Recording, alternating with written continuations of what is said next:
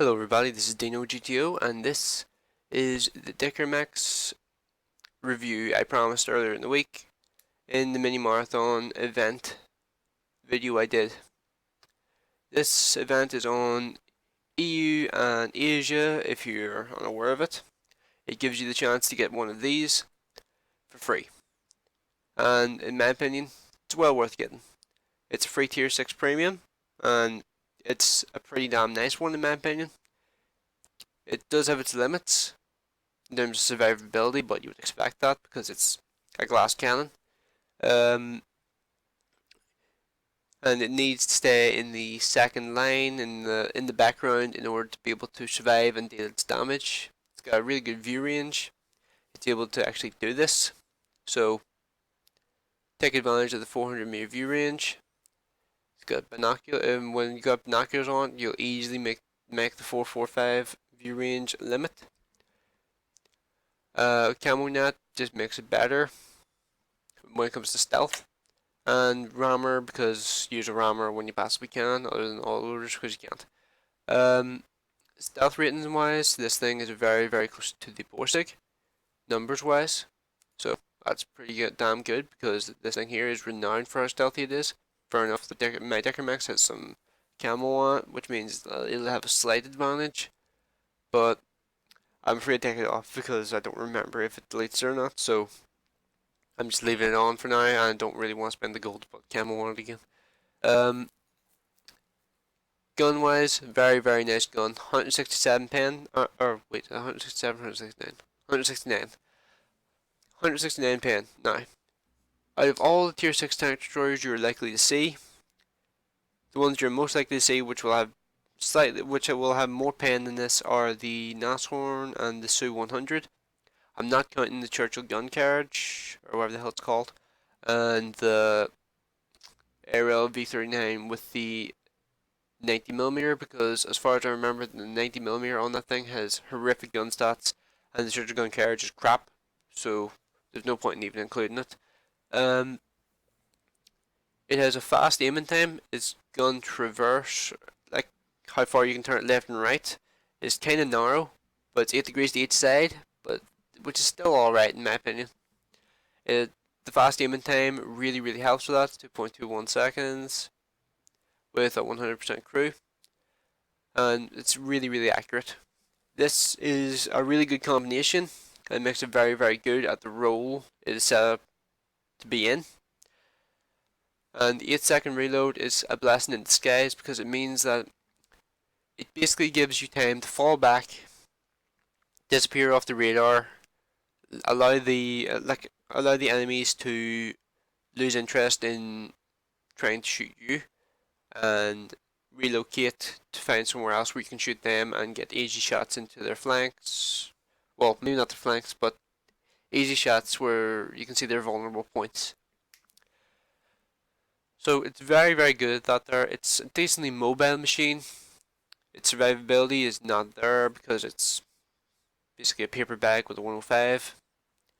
It's got 50mm of armor at the max, which means might bounce a couple of HE rounds, maybe a couple of autocannon rounds, but it won't bounce much else. So basically, try not to get shot if you possibly can, or you will lose a lot of health very quickly, and you only have 550.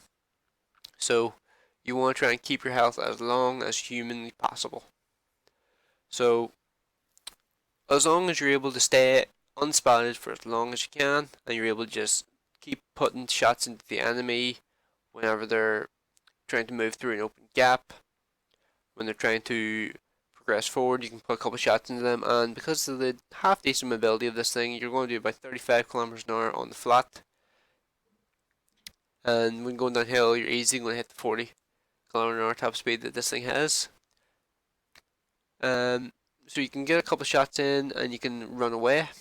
So it's pretty good at that there, and the stealth helps with that. And it also has it also has its party piece.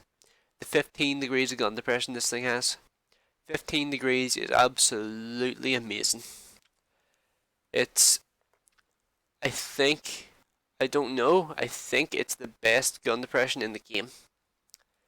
And if you want to get an idea how good that is, the M26 Pershing has 10 degrees. So the Dick Rex has 50% better gun depression than the Pershing, and the Pershing is known for good gun depression.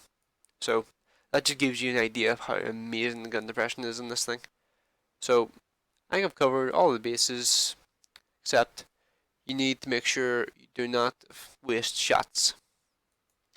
This thing only carries 26 rounds, and you want to make sure you keep them as long as you, well, not keep them as long as you can.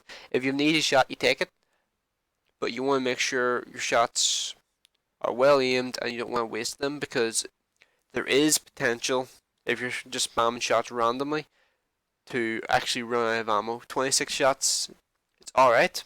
It's not like you're going to be running out of ammo every game you play, but it's not a huge amount of ammo. But thanks to the 300 alpha, it's easy to build up damage pretty quickly. But if you're doing a lot of killing of low health targets, getting unlucky with bounces, then you can potentially run out of shots. I carry a couple of HE rounds for stuff like Nashorns and other Decker Maxes. So that's the only real targets I really use this HE against. So, on Borsigs, anything that's a Waffentrager basically. And the APCR is mainly for stuff like OIs, because those things are insane. And the IS6 can be pinned by this APCR if you are lucky. But the IS6 is, all tier 6s struggle with that thing except the KV2 and the OI, because those things are just big HE cans. So just be aware of that. In tier 8 games it does alright, it can do alright, it's just the IS6 is something all tier 6s struggle with now, so it's just something to be aware of. It's not a huge issue, you're not going to see tier 8 all the time, so it's just something to know. I think I've covered all the bases. On to the replay. And we are back with the replay. Now this replay is an ace tanker game in this machine. So I'll show off the gun depression, the flexibility that the gun depression offers, the ability of this thing to just remain hidden, and why you need to basically avoid getting hit. You're really going to see why this thing can't take hits at the end.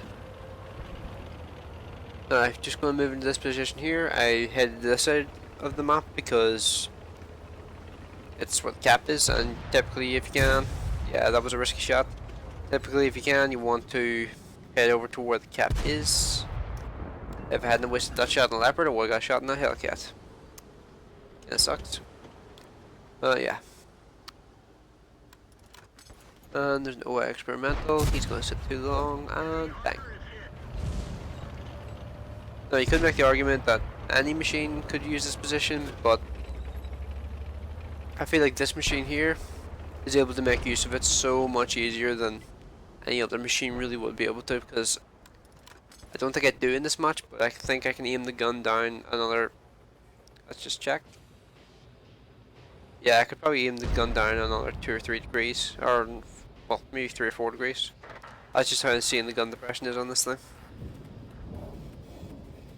Now this is the kind of playstyle you need to adapt in this thing. You need to be aware of how passive you need to be. You just need to take shots as they come to you. You can't go forward and get the shots yourself.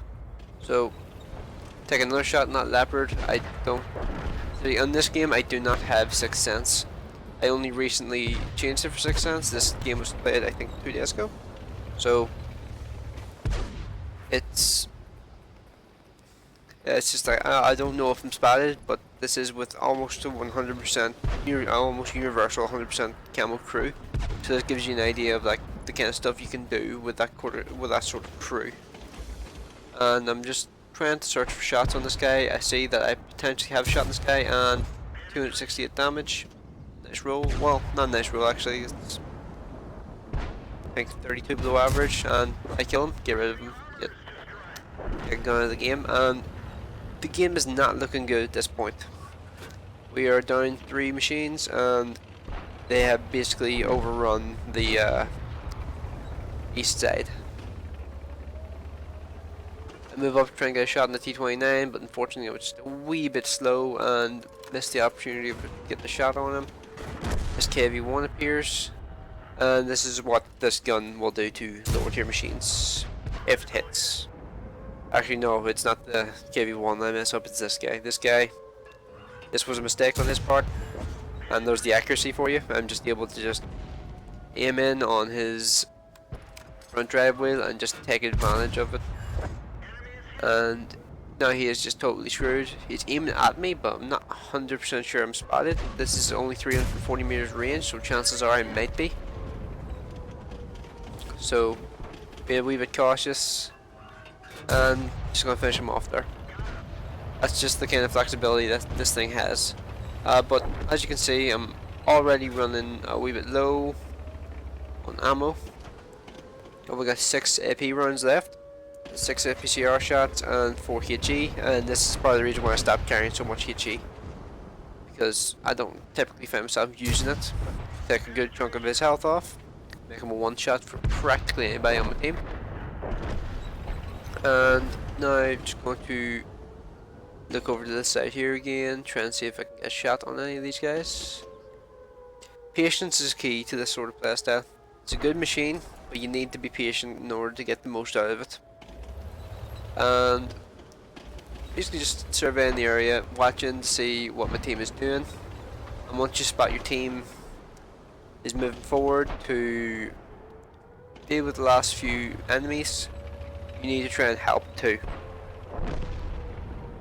So I'm just going to move on down here a bit. I think I'm going over to those bushes on the left side there.